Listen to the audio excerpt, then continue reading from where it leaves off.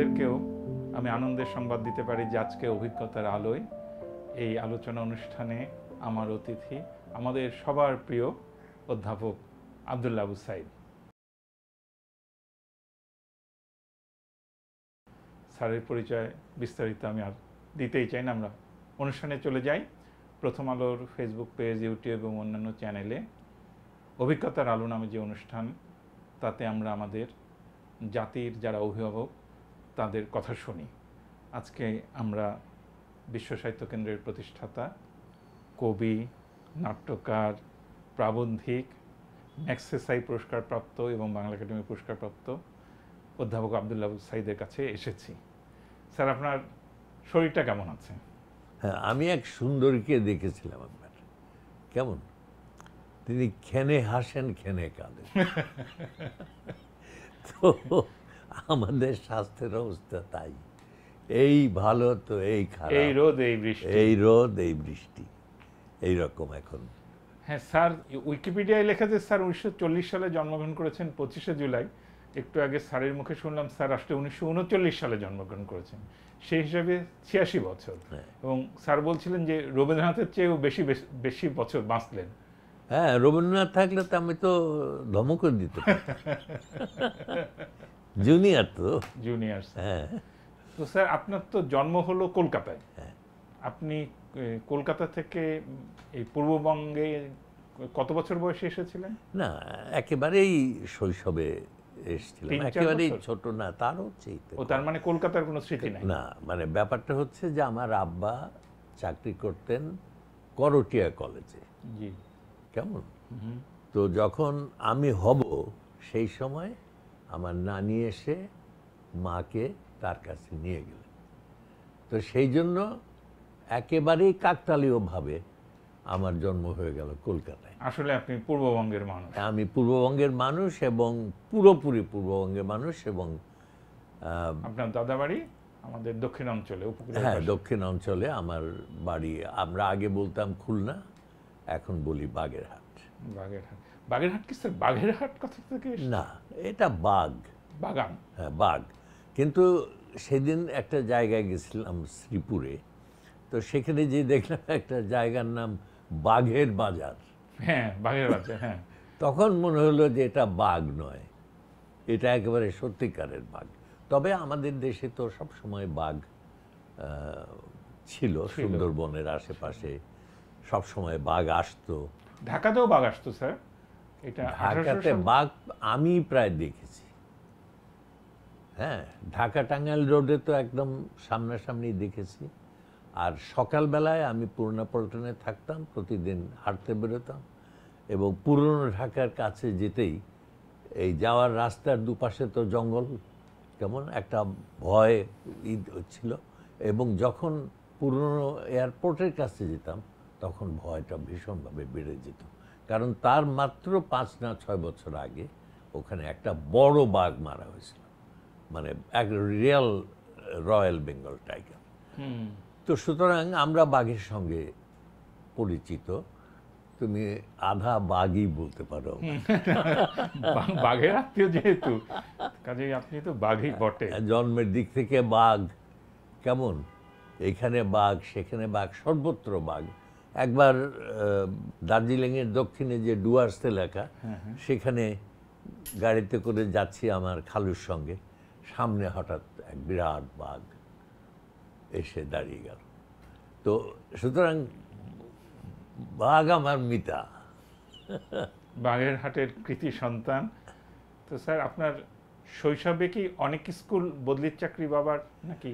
হ্যাঁ, স্কুল প্রথমে তো একেবারে যখন ভর্তি হলাম ক্লাস 1-এ 2-তে, এই পর্যন্ত একটা স্কুল। এটা কি করটিয়ায়? এটা করটিয়াতে। তারপরে গেলাম জামালপুরে, সেখানে গভর্নমেন্ট স্কুল।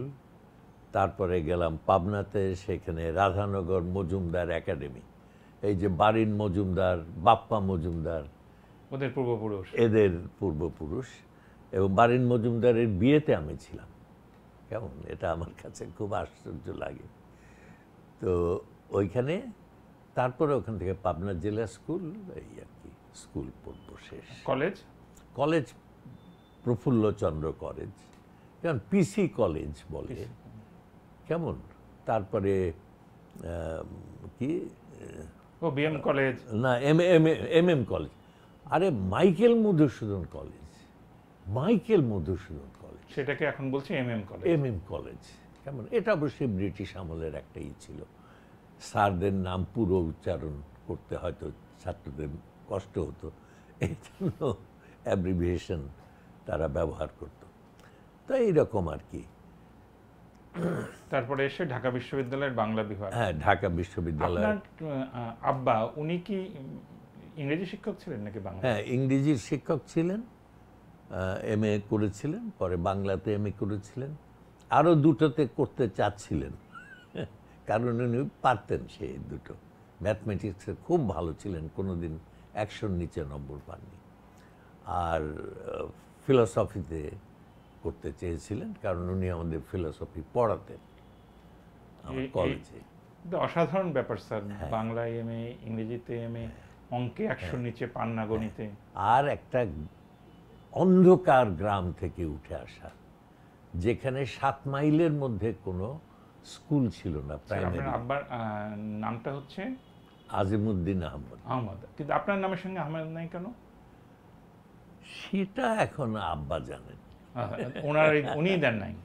উনি দেন নাই, সাধারণত নানা দাদারা নাম দেয়, সেকালে তাই দিত, নানা দাদারও দিত, কারণ বাপের তো কোনো অধিকার ছিল না। যেমন সেই হৈমন্তী গল্পের মধ্যে যে গল্প আমি পড়াতাম বা পড়াতাম না কলেজে, এটাকে বলেন। তারপরে সেই হৈমন্তী গল্পের মধ্যে একটা কথা আছে, ছেলে বলছে যে আমি ছিলাম বর, তাই বিবাহ ব্যাপারে মতামত দেওয়া আমার পক্ষে নিষ্প্রয়োজন ছিল। কেমন, সেটা দেবে তার বাবা, কারণ জমির মালিক হচ্ছে সেই বাবা, সম্পত্তির মালিক হচ্ছে সেই বাবা। কাজেই আপনার জন্মের উপরে যেমন আপনার হাত ছিল না, আপনার নামের উপরেও আপনার হাত ছিল না, বাবারও ছিল না। দাদাই নাম রাখলেন। এখন প্রসঙ্গ যেহেতু আসছে, আচ্ছা, আমি হাসছিলাম যে আপনারা সবাই এই গল্প জানেন যে আব্দুল আবু সাঈদ ঢাকা কলেজে যখন পড়াতেন, তখন তার ক্লাসে বাইরের অন্য কলেজের স্টুডেন্টরা এসেও বসে থাকতো তার গল্প শোনার জন্য, আলোচনা করার জন্য, এবং ছাত্ররা তাকে এখনও তো সারা পৃথিবীতে ছড়িয়ে আছে, পছন্দ করে। কিন্তু ওই কথাটা সবাই বলে, স্যার গল্পটা আপনি আরম্ভ করেছিলেন, শেষ করেন নাই।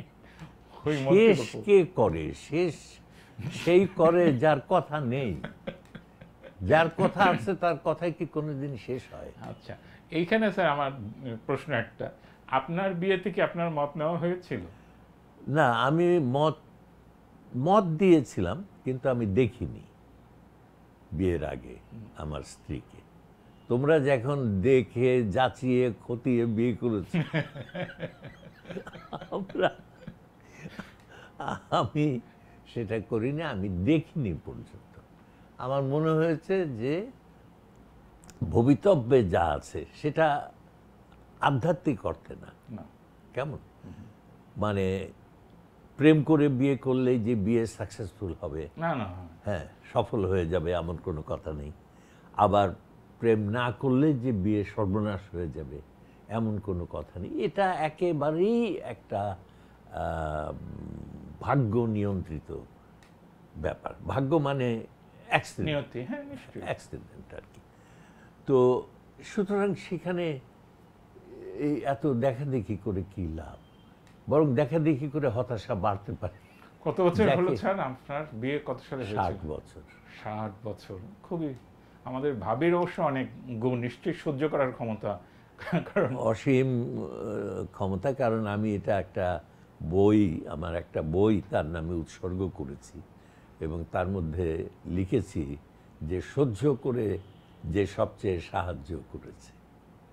নিশ্চয়ই। আর আপনার মতন সুদর্শন বাগ্মী, টেলিভিশনের তারকার, সর্ব অর্থে আমাদের আকাশের সবচেয়ে উজ্জ্বল তারকা, তার তো অনেক ভক্ত থাকবে। ওই জন্য তো অনেক ভক্ত থাকবে, ভক্ত মানে ভক্তি থাকবে, এই আর কি। এটা তো থাকাই উচিত। তো ঢাকা বিশ্ববিদ্যালয়ে যখন আপনি বাংলা পড়ছেন, তখন থেকেই তো আপনি শিল্প সাহিত্য করা শুরু করে দিয়েছেন, এবং প্রতিবাদী ধরনের। আর বহু আগের থেকে, মানে শিল্প সাহিত্য করি নাই, কিন্তু সাহিত্য পড়তে শুরু করে দিয়েছি ভীষণভাবে। সেটা হলো কলেজে ওঠার সঙ্গে সঙ্গে। কেমন? তার আগে পর্যন্ত কিন্তু আমার সাহিত্যের সঙ্গে যোগাযোগ একেবারেই নাই।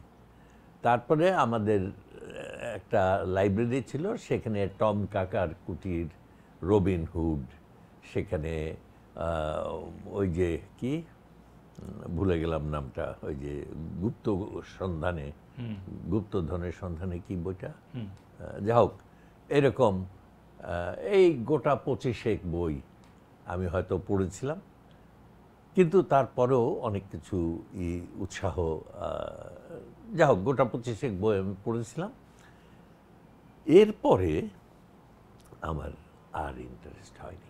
না, আপনি যখন স্যার ঢাকা বিশ্ববিদ্যালয়ে পড়ছেন, শেষ করছেন মাস্টার্স, না বিশ্ববিদ্যালয় না, আমি যখন স্কুলে, মানে আমি ক্লাস 8 পর্যন্ত ওই লাইব্রেরির মেম্বার ছিলাম এবং এই সব বই টই পড়েছি। তারপরে চলে গেলাম পাবনা জেলা স্কুলে। সেইখানে কি করে জানো, আমরা কিছু লাইব্রেরির পড়া ছেলে একসঙ্গে হয়ে একটা সোসাইটি বানিয়ে ফেললাম এবং সেই সোসাইটির নাম ফিলোসফিক্যাল সোসাইটি। তুমি নাম শুনলেও বুঝা যাবে যে ফিলোসফি মানে কি জানি না, ফিলোসফির বিষয়টা কি জানি না, কেমন। এবং আমাদের হিরো হলেন Bernard Shaw, George Bernard Shaw তখন, কেমন, এবং দুর্ধর্ষ নাট্যকার, সারা পৃথিবীকে কাঁপিয়ে ফেলেছেন। ইনি শ্রেষ্ঠ ফিলোসফার হবেন কি হবে, কেমন। অত বার্নার্ড শ তো সে যাতে লেখক, মানে সাহিত্যিক আছে, তার ফিলোসফি আছে। তো এইটা তিনি করলেন। আচ্ছা, হ্যাঁ, এইটা আমরা করলাম এবং বেশ কতগুলো নাটক, তার 7-8টা নাটক আমরা পড়ে ফেললেন। হ্যাঁ, 2 সপ্তাহে একটা করে নাটক পড়তাম, তারপরে সেটার উপরে ডিসকাশন হতো।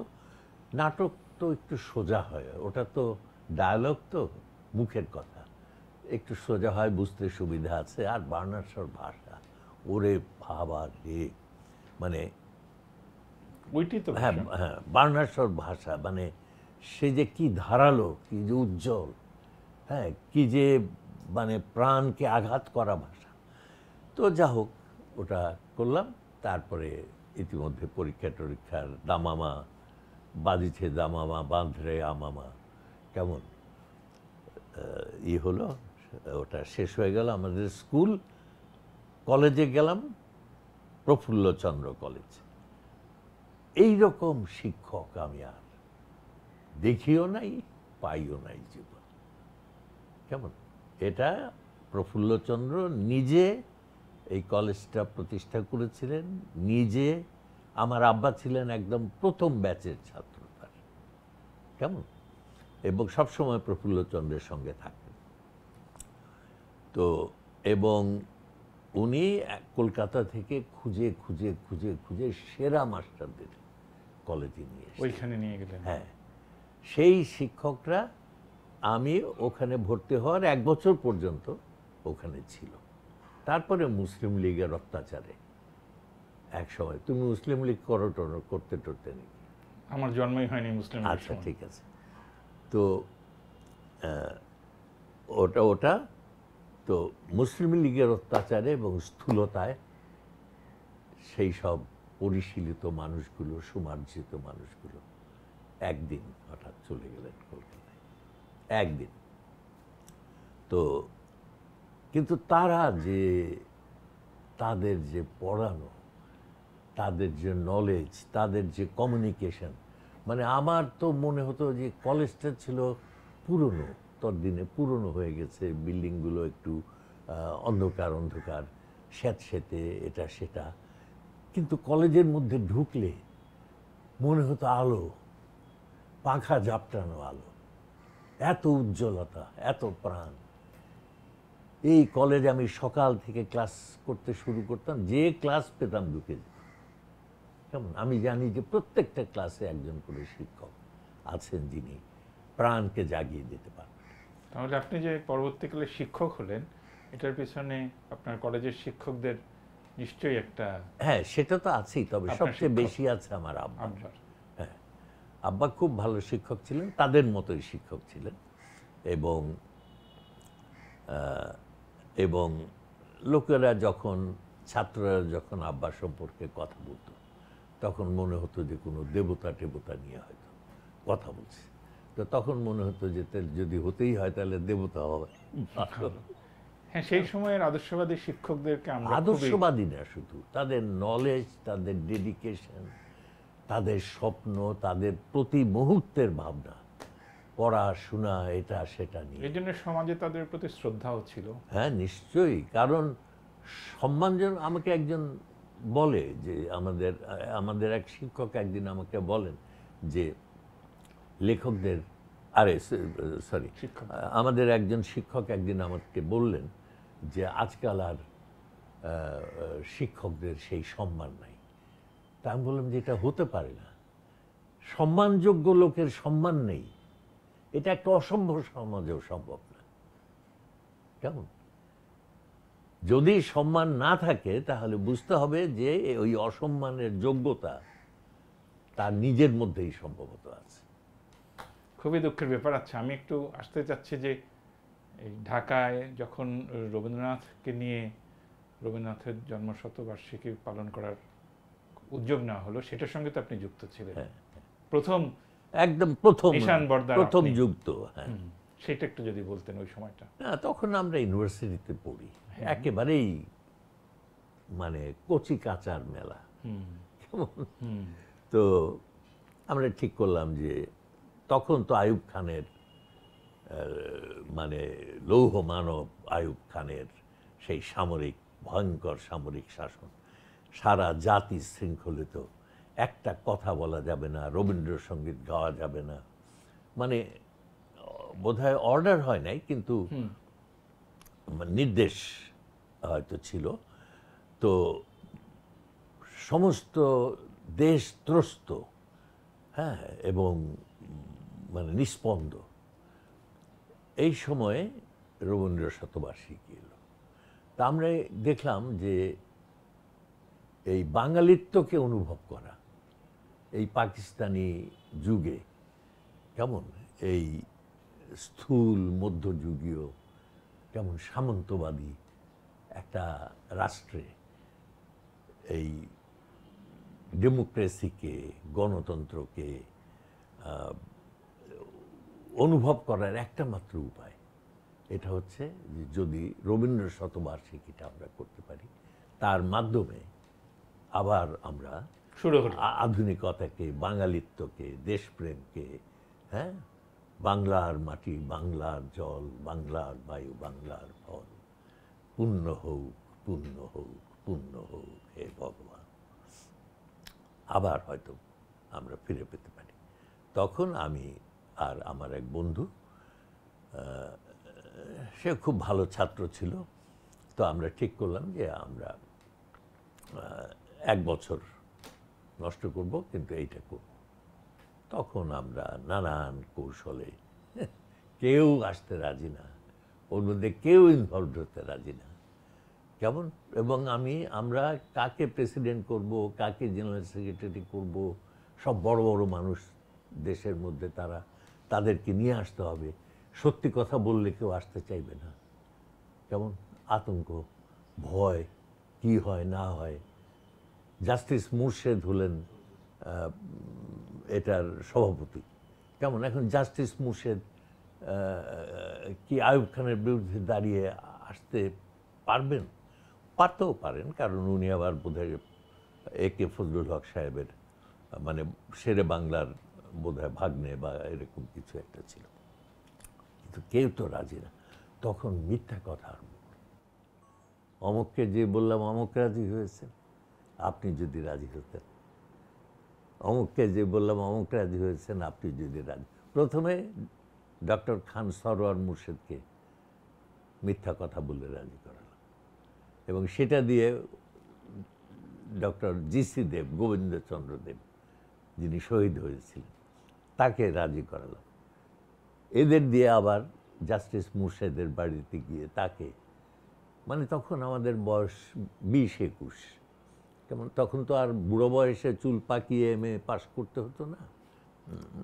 মানে এখন তো প্রায় নাতি নাতনি সহ ইউনিভার্সিটি থেকে বের হয়, তো সেটা তো তখন ছিল না। তো এইভাবে আমরা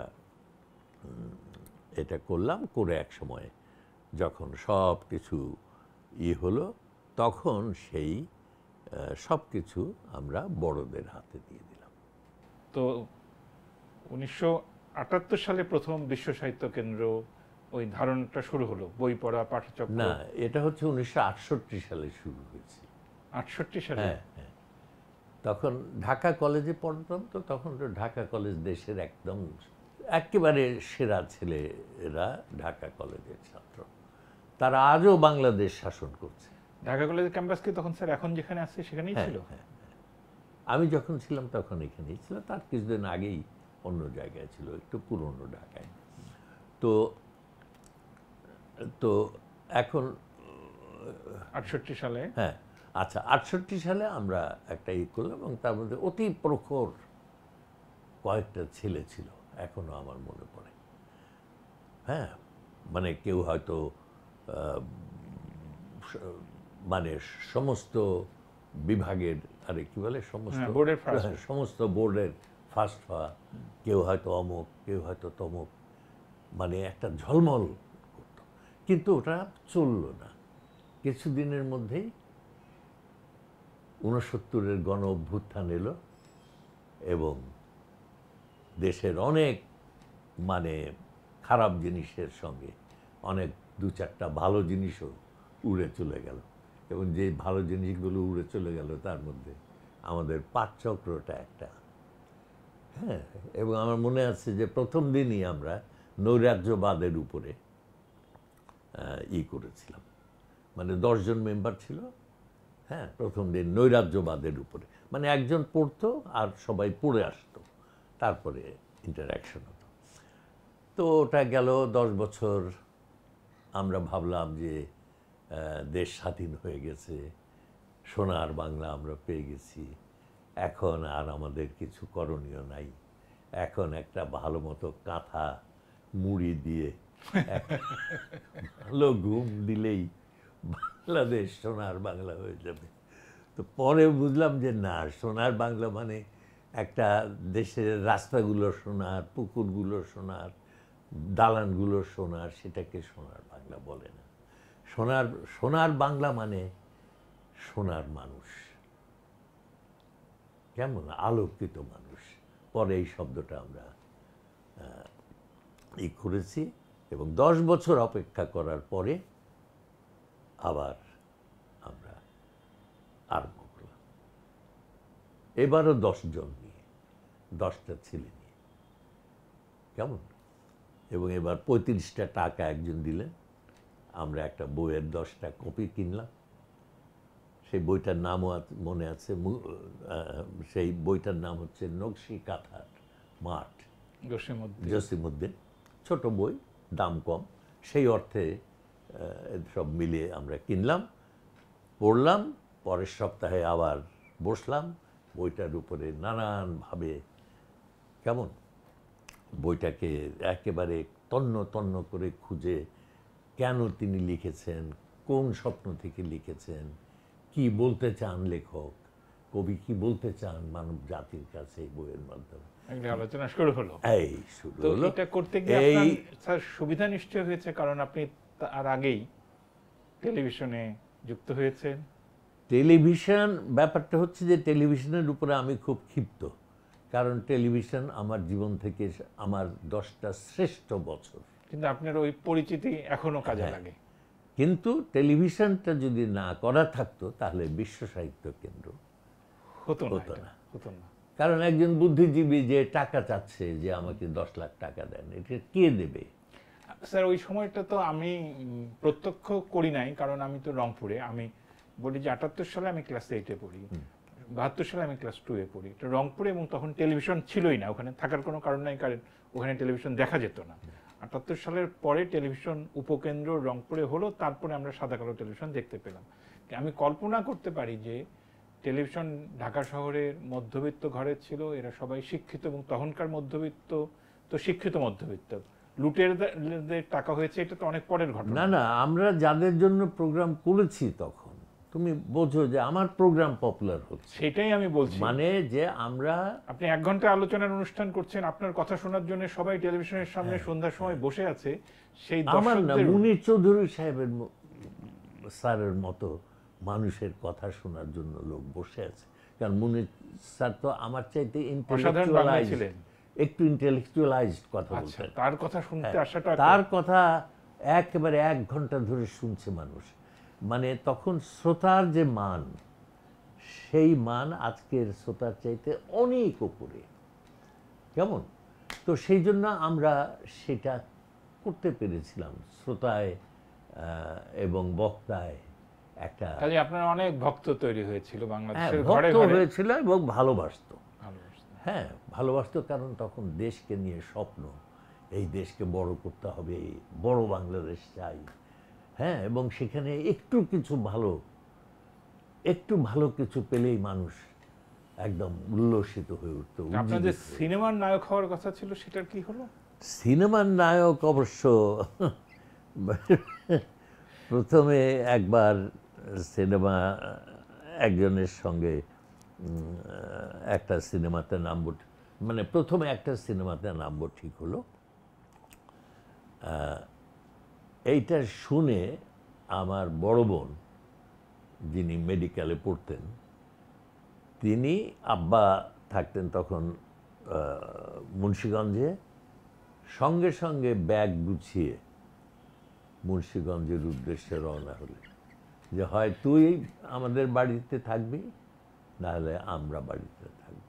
বাড়িতে কোনো সিনেমার লোক না, থাকতে এই পারবে না। দুই দল একসঙ্গে হতে পারবে না। তারপরে কি করব সেটা আর হলো না। তারপরে 1968 সালের দিকে এক ভদ্রলোক একেবারে পাগলের মতো ধরে বসলেন, কত টাকা চাই, যেন টাকা দিয়ে সব কেনা যায়, কত টাকা চাই। শেষ পর্যন্ত মানে রফা করতে করতে, মানে আমার সঙ্গে কথা হয় না, কিন্তু আমার এক চালা, তার সঙ্গে কথা হয়, তার সে হলো যে 28,000 টাকা দেবে। ওই সময় হ্যাঁ, 68 ওই সময় সালে 28,000 টাকা তো অনেক টাকা, অনেক মারাত্মক টাকা। টাকা। হ্যাঁ। আমাকে বলল, তো আমি বললাম যে আমি তো মাস্টার, কেমন, আমি তো ছাত্রদের পড়াই, আমি কি করে একটা নায়িকার হাত ধরে পাহাড়ের চূড়ায় চূড়ায় বা সমুদ্রের ধারে ধারে নাচবো আর গান করবো, এটা আমাকে বলতে হবে আপনার, কেমন? এবং শেষ পর্যন্ত হলো না, করলাম না। সে আমাকে বলেছিল যে যিনি এটা করতে চেয়েছিলেন তিনি আমাকে বলেছিলেন যে এর মধ্যে কিছুই নাই, নিষ্পাপ চরিত্র, বিলাত ফেরত ডাক্তার, হ্যাঁ, কোনো অসুবিধা হবে না আপনার, আপনি খুব সম্মানের সঙ্গেই আপনি এই অভিনয়টা করতে পারেন। তারপরে যা হোক, এক সময় ছবিটা শেষ হলো, আমার জায়গায় দেশখ্যাত একজন নায়ক অভিনয় করলেন, এবং একদিন বলাকা সিনেমা হলে সেই ফিল্ম মুক্তি পেল। আমি ওখান দিয়ে যাচ্ছি নিউ মার্কেটের পাশ দিয়ে, হঠাৎ বলাকার দিকে তাকিয়ে দেখি ওই যে আগে বড় বড় কি ওটা হোর্ডিং বলতাম আমরা, হ্যাঁ, বিলবোর্ড, বড় বড় হেডিং, বিলবোর্ডের মতো, হোর্ডিং। হ্যাঁ, সেইগুলো, সেইখানে নানান চরিত্র ইত্যাদি ইত্যাদি, এবং দেখা গেল যে সেই নিষ্পাপ ডাক্তার নায়িকাকে আলিঙ্গনাবদ্ধ অবস্থায় দাঁড়িয়ে আছে। কাঁধে যে তুলতে হয় না। আমি ভাবলাম, হায় রে, এই ফিল্ম যদি আমি করতাম, আমার ছাত্ররা এইখান দিয়েই কলেজে যায়, ঢাকা কলেজে ঢোকে, সব বেশ দাঁড়িয়ে থাকতো আর বলতো, স্যার ভালোই তো আছেন। কেমন, এই আর কি আমার সিনেমা করার শেষ বিশ্ব সাহিত্য কেন্দ্রের এখন যে জায়গাটা, ওই জায়গাতে তো আমি 85 সালে আসা শুরু করলাম, কারণ তখন আমি ঢাকায় এসে গেছি। খুব সুন্দর লালিটের ভবন, গাছ। ওই ওই জমিটা আপনারা কবে পেয়েছিলেন স্যার? ওই জমিটা খুব দীর্ঘ সময় লেগেছিল। প্রথম মেয়র ঢাকার ছিলেন হাসনাত, আবুল হাসনাত, আমার সহপাঠী। আমার সহপাঠীরা, ছাত্রেরা, বন্ধুরাই এই বিশ্ব সাহিত্য কেন্দ্র বানিয়ে দিয়েছে। সে ছিল আমাদের সহপাঠী, কিন্তু আমাদের শত্রু দলের। এনএসএফ করতো নাকি? এনএসএফ করত। তো তখন তো আমাদের মধ্যে বিরাট বৈরিতা, দ্বন্দ্ব, সমস্ত কিছু। ইউনিভার্সিটি জীবন, আমি এসএম হলে থাকতাম, সেখানে থেকে এমন ধাওয়া দিল যে আমাকে শহীদুল্লাহ হলে এসে আমি আর এনায়েতুল্লাহ খান, আবু জাফর এনায়েতুল্লাহ খান, বিখ্যাত সাংবাদিক এবং মন্ত্রী টন্ত্রী হয়েছিল, আমরা এক খাটের মধ্যে রাতের পর রাত শুয়ে ঘুমিয়ে কোনো রকমে এইরকম। কিন্তু যখন আমি গেলাম, আমি শুনলাম যে সিটি কর্পোরেশনের কাছে 14টা বাড়ি আছে।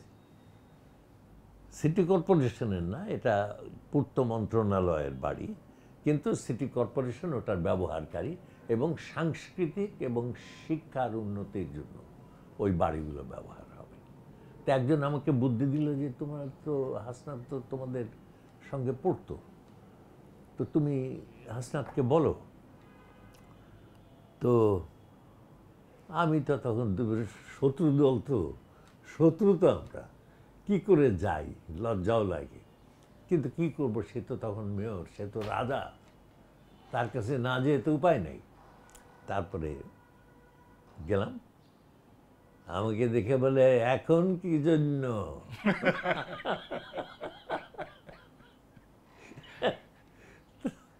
কিন্তু হাসনাত ছিল একটা বলিষ্ঠ মানুষ। হ্যাঁ, লম্বা চওড়া, স্বাস্থ্য ভালো। শুধু স্বাস্থ্য ভালো না, তার হৃদয়টাও বলিষ্ঠ ছিল। হ্যাঁ, সে বন্ধুত্বকে খুব গুরুত্ব দিত। মানে শত্রু দল মত, শত্রু টত্রু সব ঠিক আছে, কিন্তু যদি একবার বন্ধু হয়, কেউ ক্লোজ হয়, স্যার একটা পরিচিত হয়, তাহলে তার জন্য সে একদম জীবন দিয়ে দেবে। সে বলল যে কি করবার চান?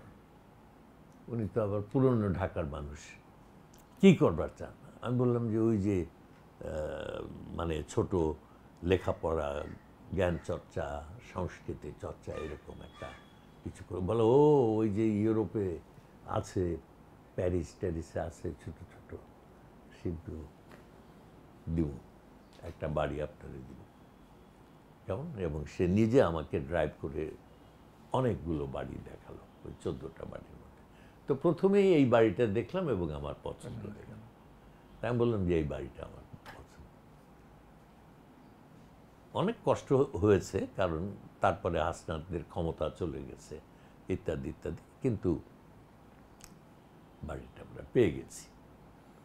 ওই বাড়িটাকে একটু সংস্কার করে যে সুন্দর রূপটা ছিল, ওইটা তো, হ্যাঁ, ওটা আমরা নিজেরা করেছিলাম। উত্তম সাহা নামে একজন তরুণ আর্কিটেক্ট ছিল, ও গাছপালাগুলো লাগিয়েছিলাম আমি, সব মিলে একটা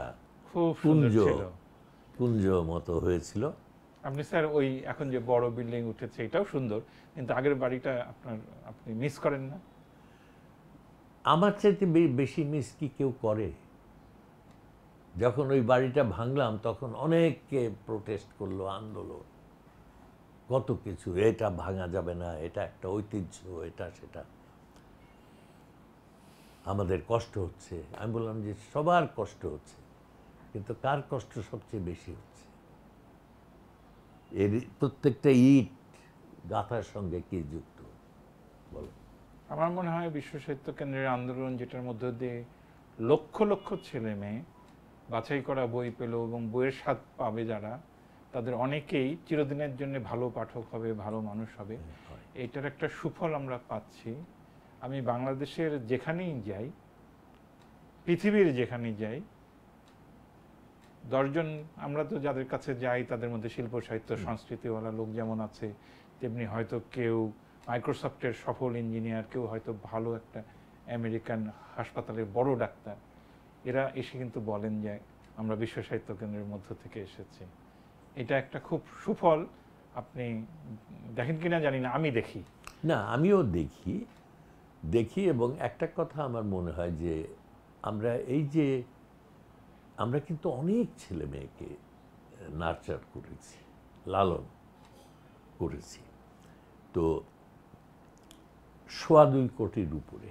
হ্যাঁ, তো এর মধ্যে থেকে ফেলে ছড়িয়ে এটা করে সেটা করে তারপরেও তো 10-20 লাখ ছেলে মেয়ে আমরা এক্সপেক্ট করতে পারি, নিশ্চয়ই, যারা দেশের জন্য কিছু না কিছু কন্ট্রিবিউশন কোনো না কোনো জায়গায়। যে কিছুই করবে না সে তো অন্তত 90 ভাগ বাদ দিয়ে 10 ভাগ হলেও তো 20 লক্ষ, 20 মানে আবার 1% হলেও 2 লক্ষ। 2 লক্ষ মানুষের মধ্যে যদি 10টা নেতা থাকে তাহলে পৃথিবী বদলে যেতে পারে। এবং আমার মনে হয় যে 2024 সালের জুলাই অভ্যুত্থান, যে গণতান্ত্রিক আন্দোলন হলো, এই চিন্তা যারা করতে পেরেছিলেন তারাও বই পড়া, সিনেমা দেখা মানুষ অনেক আছে। এগুলি সরাসরি এসে বিশ্বসাহিত্য কেন্দ্রের ক্লাস হয়তো করে নাই, কিন্তু আলো তো স্যার ছড়ায়। ওটার সঙ্গে মানে মনের দিক থেকে মানবিক বা মানসিক পরিমণ্ডলে এটা করে।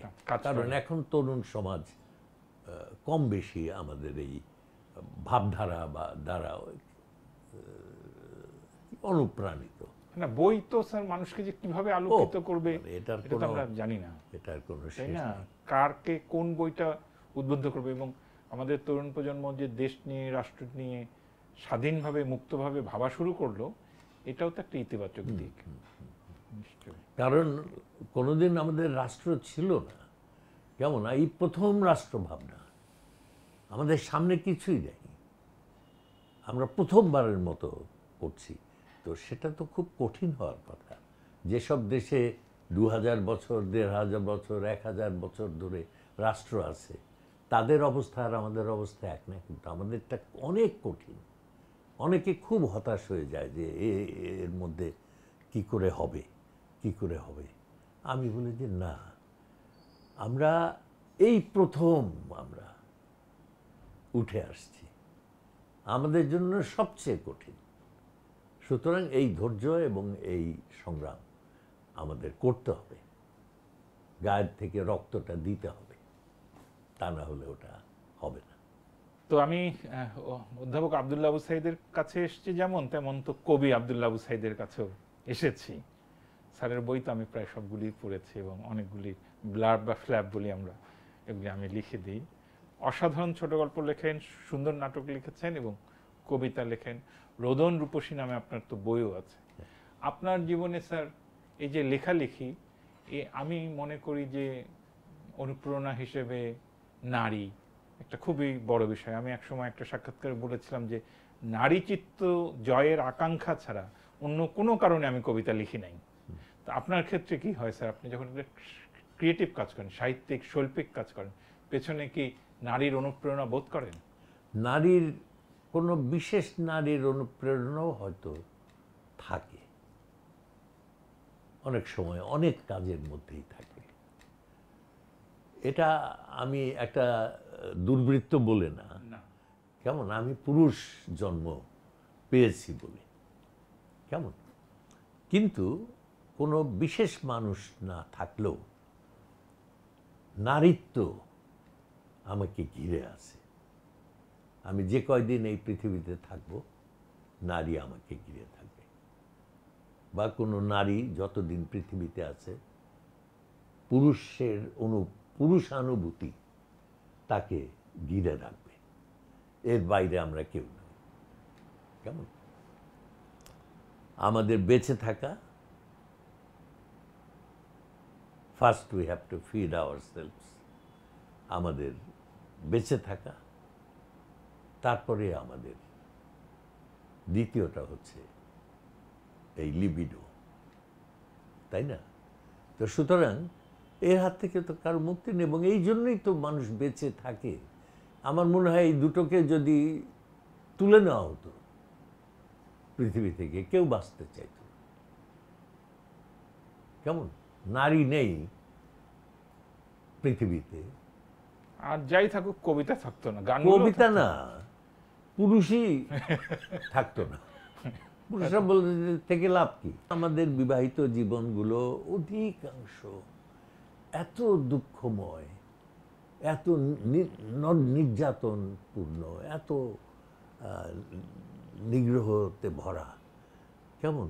প্রায় প্রতিটা বাড়িতে অশান্তি, প্রতিটা বাড়িতে ক্রুণ্ণ। কেমন? তারপরেও তো বলে যে দিল্লি কা লাড্ডু জো খায়া ও ভি পস্তায়া। স্যার আমি বলি স্যার, সুখী দম্পতি এটা মিথ, এটা কল্পনা। ওটা কল্পনা, বাস্তবে নাই। এটা মানুষ ভাবে, এটা মানুষ ভাবে, এবং ওই স্বপ্নটাই তার বাস্তব। ওই স্বপ্ন, মানে ওই স্বপ্নের কাছে পৌঁছানোর আকাঙ্ক্ষা থেকেই আমরা। হ্যাঁ, ওই আকাঙ্ক্ষাটাই হচ্ছে তাকে পাওয়া। আর আমার স্যার প্রিয় লেখক গাব্রিয়েল গার্সিয়া মার্কেজ, ওনার একটা খুব সুন্দর কথা আছে, যে বলছে বিবাহিত জীবনে সুখটা ব্যাপার না, স্থায়িত্বটা হচ্ছে আসলে। থেকে যেতে হয়, এবং একটা মায়া তৈরি হলে, পরস্পরের প্রতি শ্রদ্ধাবোধ তৈরি হলে এটা সম্ভব।